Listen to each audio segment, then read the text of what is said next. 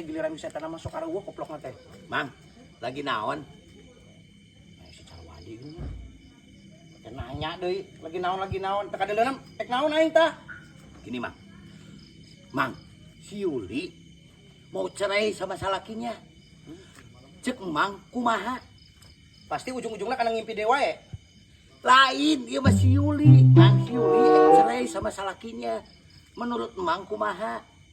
Bisa bodoh teuing urusan manehanana eta mah geus masa lampau aing eta mah. Jadi mantan aing eta mah baheula eta mah karepna teh ngerek cerai kumaha kitu kieunan. Urusan aja aing naon? Kumaha pamikiran.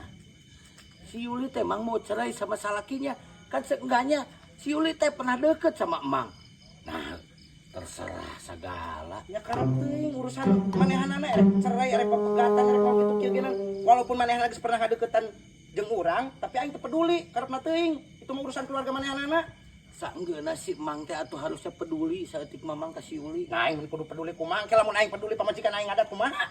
Bayangkeun sama Mang. Ye. Korbannya teh anaknya, Mang. Kumaha eta anakna nasibna engke? Manehna jadi broken home. Jadi manehna teh si Yuli nanti kawin lagi, punya bapak tiri.